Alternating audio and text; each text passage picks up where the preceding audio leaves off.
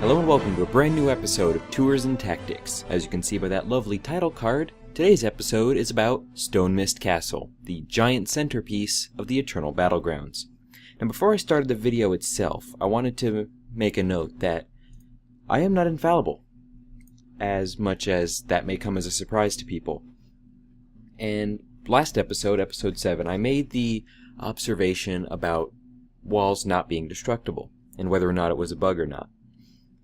Zephyr319, in one of the comments on episode 7, hypothesized that the reason that wall was not destructible is because that would have destroyed the stairs leading up to the Keep Lord.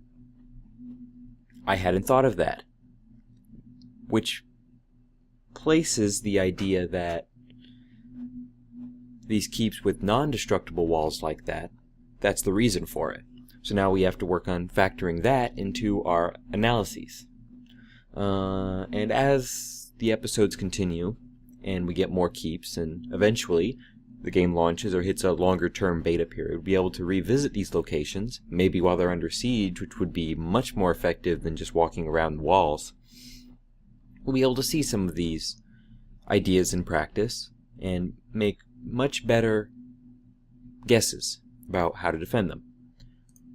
But, without further ado, let's begin our tour of Stonemist Castle. Now we head up the road, and there she is. Ain't she a beauty?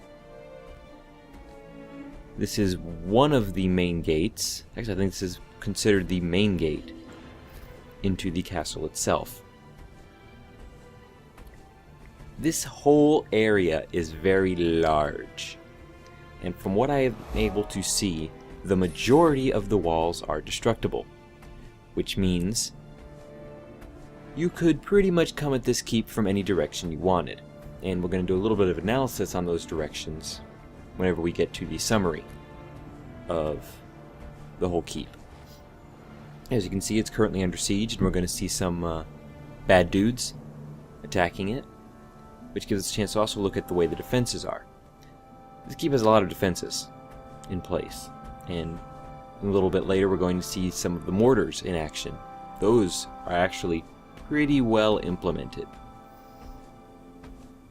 As you can see, destructible wall. Now if you destroy that wall, then you should be able to destroy the mortar. Just a little bit of incentive to target walls instead of gates. Some cannons. We haven't seen the cannons yet, and yes, I play with a cannon much later, in a very awesome location. Vast walls. Towers, which we'll get to that. This is the only castle technically with a secondary wall. Thank you for that again. Vulnerable. We just passed the arrow cart, and we are going to freeze frame it and look at these fellows down here. As you can see, they're just fighting down the road. Here's the thing about World vs. World.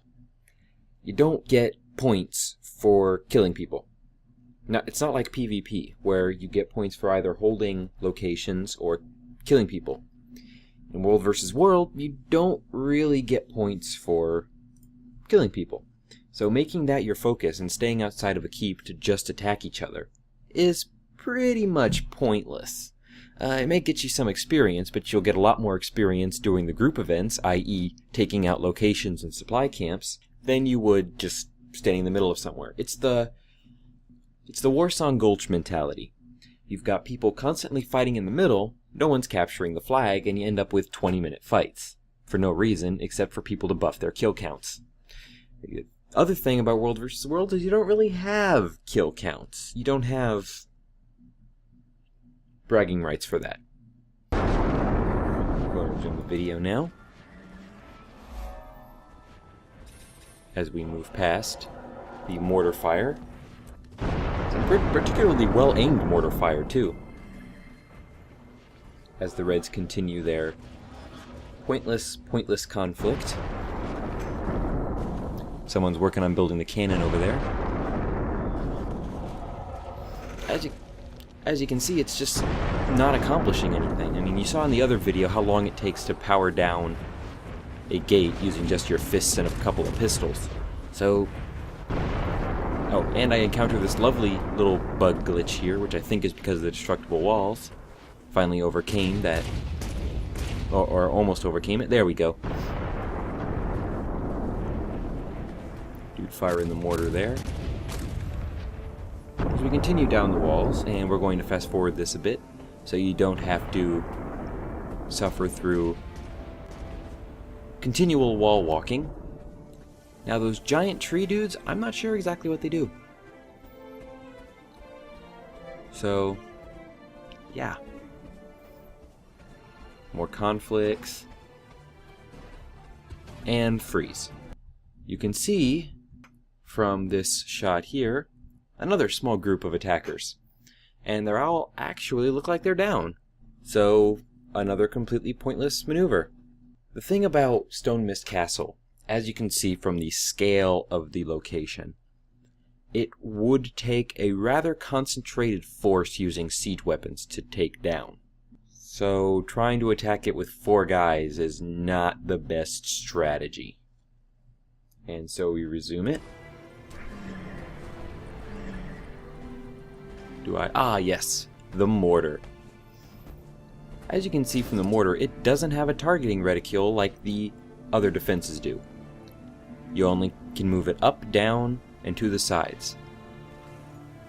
And if you see from one of my shots there, you can get a slight visual reading off of it. But this is one of those that you might find it useful to have someone spotting for you. It'd actually be useful to have that cannoneer down there spot for you. Be able to tell you a little bit to the left, a little bit to the right, higher, lower, to really get the most out of these mortar shells.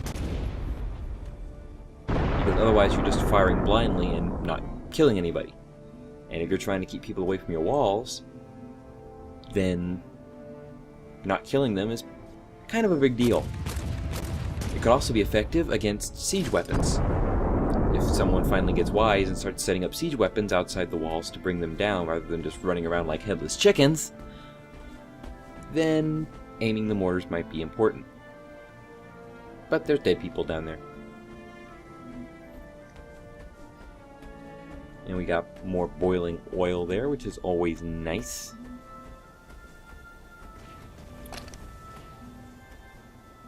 These are very long walls.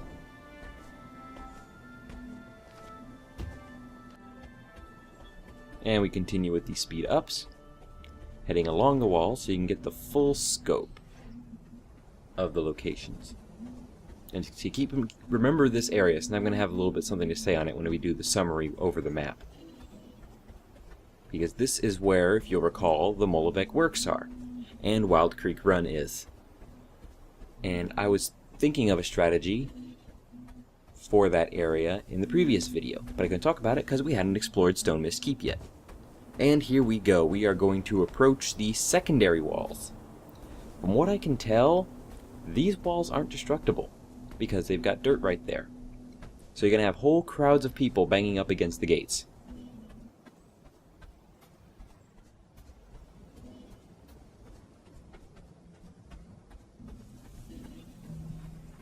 Yeah, so that's going to make attacks very interesting. Because you'll have everybody having to take control of the walls. And as you can see, firing down from the lower areas, which we'll get to. And it's going to be very, very tightly clustered in this area. So it'll help. I wonder if you'd be able to set up trebuchets and catapults on the walls. That's something we'll have to try. Set them up on the walls to fire at other siege equipment. Or fire down at the walls. Or just set up the trebuchets in the courtyard. Just remember, this is where people can come in.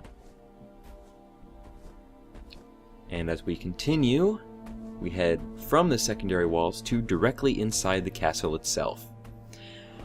And now we have the next defensive area for the castle. As you can see, we just got guards on this lower section here. You actively have to go up the stairs to find our good friend, the Keep Lord. Which means you have to get through some tight corridors, upstairs, and attack him. Now in beta, when there's not a lot of numbers, it might be easier to attack it. Whenever it goes live though, it might be significantly more difficult. Because I'm really hoping that defenders would mass in this area. Once they see the secondary walls are going down, they retreat to this area. And pretty much keep people bottled up on the walkways leading up to the Keep Lord. Or, pardon me, the legendary Castle Lord. Because he needed a special title. I guess just being taller than every char in existence was not good enough for him. He needed his own special title. And as you can see, he's purple. Purple means he's really, really tough. And he's got a staff? Okay, buddy. There, whatever floats your boat, I guess. And so we are going to head up to the upper walls of the castle. These are not destructible. However, as you can see from that mortar there, they do have defenses. And this is close to where we will be playing with the cannons. This configuration will make people trying to attack the gates on the secondary wall a living hell. There are cannon emplacements, and whenever we start using one, you will see the range of the cannon emplacements. It remains to be seen if people on these cannons can be shot at by the people on the ground, or if they can be targeted by trebuchets or catapults. It is something we will have to check out. There are so many things, specifically with siege engines, that I want to try out, and I'm hoping whenever they announce the next beta weekend event, I can use that time to focus on as much about the siege engines as I possibly can, and bring some tours and tactics that focus exclusively on the separate siege engines, getting their range, getting their damage. It may result in me having to attack some of our own keeps just to keep the... I made funny there. Just to keep our constructed siege engines safe. But we will have to see. Because I want to truly see where siege engines stand in regards to their locations. And more very nice outcroppings. I want to find out also if longbows and rifles for warriors, not so much for engineers since theirs is more of a shotgun, can fire down on people attacking the gates. I'm not sure. I'm pretty sure it's going to be out of range. Where is that cannon that I play with? Getting the high ground near this area before attacking will be extremely vital. No one's building cannons. Very sad. Because it gives your siege engines room to fire down without getting fired back at. And avoiding fire and avoiding death, as we indicated previously, is a strategy you're going to want to use to actually take locations. Soon we are approaching the cannon. Not the mortar. The cannon.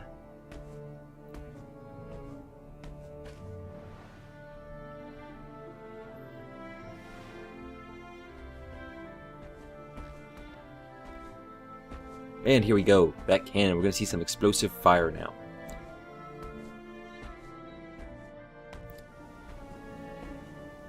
Now as we take control of this bad boy here, just look at this range. You get some cannons up here, you can fire down on all those people trying to zerg into the gate.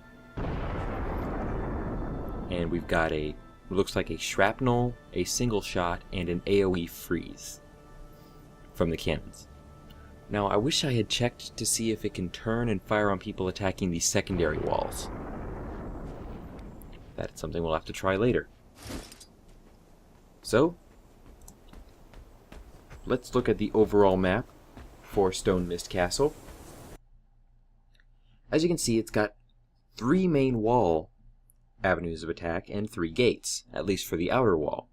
The northeasterly side looks like it would probably be the easiest to attack with siege engines.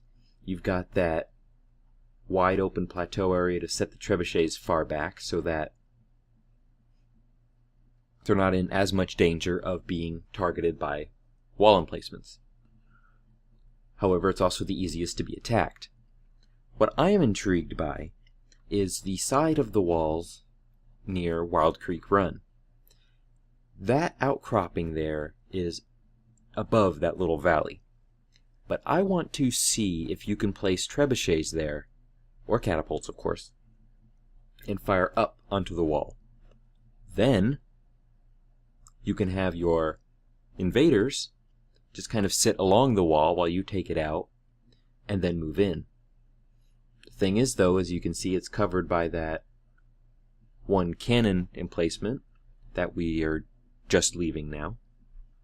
And you have to take those down before you get to the upper level. Now here's the thing about Stonemist Castle. We haven't gotten into the area of points yet.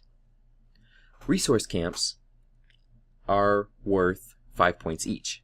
Towers are worth 10 points, keeps are worth 25 points, and Stonemist Castle itself is worth 50 points. Now here's the thing. Here's what you have to determine before you go after Stonemist Castle. You have to determine if it's worth it. Is it worth it when you can just take, let's say, 4 towers and 2 resource camps? Or 4 resource camps and 3 towers from their homeworld? The important thing, and the thing I've been emphasizing, is when you take something, spend a little time, spend some supply and spend some cash upgrading it. Get those extra guards, get those emplacements. The more emplacements you have, the more likely it can be defended by smaller groups of people. There's going to be a lot of tug and war on the maps, depending on peak times. If your server is more East Coast located, then at night, the other servers that aren't East Coast focus will have a much easier time taking your locations. So you want to make sure they can be defended by as few people as possible. Don't just go from location to location. So if you want to go after Stonemist Castle, that's fine. But don't expend all that effort to take it if you have no way of defending it. Not when you could take 2 keeps, have access to more supply, more waypoint locations than you could by just keeping Stonemist Castle. Now as we finish our walk around the wall here, this will be the last of the Eternal Battlegrounds locations for a while. When I was recording this in the beta weekend event, this was about the point when I logged out for the first time, and when I came back in, it was overloaded. There was no way for me to log back into the Eternal Battlegrounds. So the next couple of tour episodes will be through my wonderful warrior's eyes, and it will be the Borderlands, which, if I'm not mistaken, I covered most of. So that'll be an interesting perspective, and I can proudly say that the Borderlands have what is probably my favorite keep in the game. It is such a nice design that I can't wait to siege it, and I can't wait to defend it. So, until next time, my friends, game on and take care.